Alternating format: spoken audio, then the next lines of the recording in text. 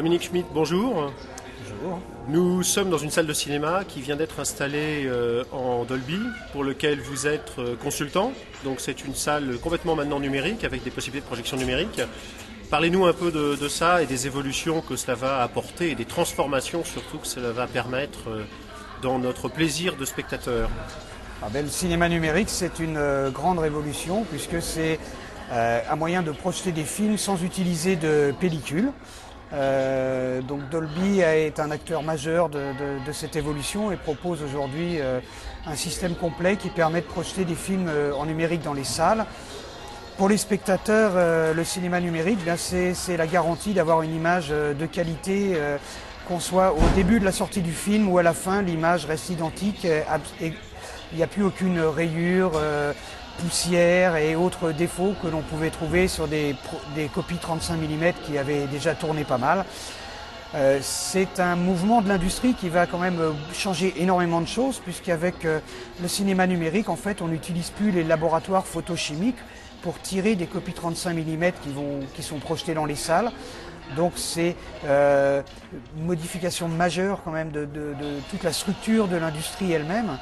Et également un avantage pour tous les habitants de cette planète, parce que l'industrie photochimique, c'est une industrie qui pollue quand même beaucoup avec des produits chimiques hautement toxiques, et ces produits vont être de moins en moins utilisés maintenant. D'un point de vue purement technique, vous nous avez parlé d'un protocole qui a été signé, semble-t-il, par tous les acteurs de l'industrie cinématographique concernée. Donnez-nous quelques chiffres qui vont être les standards de demain pour cette industrie.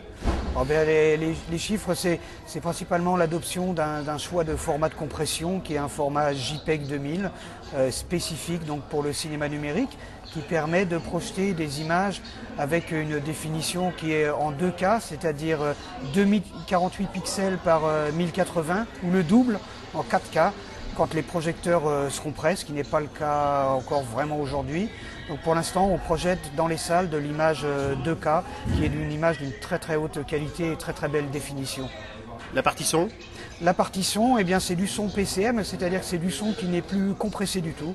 Plus aucune compression, c'est exactement la qualité de son qu'on a en studio, avec un son 24 bits, 48 kHz ou 96 kHz, donc identique exactement au bit près à ce qui était fait dans le studio. Donc un superbe son comme on n'en avait jamais eu dans les salles de cinéma. Combien de salles sont équipées et vont être équipées dans les Alors avec le système Dolby, pour l'instant on a 110 salles qui sont équipées sur la planète. On pense que ce nombre est en croissance exponentielle. Il faut savoir que ce qui va limiter en fait la cadence d'installation dans les salles, c'est la capacité à construire des projecteurs aussi, parce que pour l'instant l'industrie est capable de construire entre 2000 et 3000 projecteurs par an, ce qui pour changer toutes les salles de la planète laisse penser que ça va prendre un certain temps. D'ailleurs je pense, et Dolby pense, que le 35 mm et le cinéma numérique vont cohabiter un certain temps. Et d'ailleurs comme notre système a été prévu justement pour pouvoir gérer aussi bien des projections 35 mm que numériques, parce qu'on pense que cette cohabitation va exister quand même encore pendant quelques années.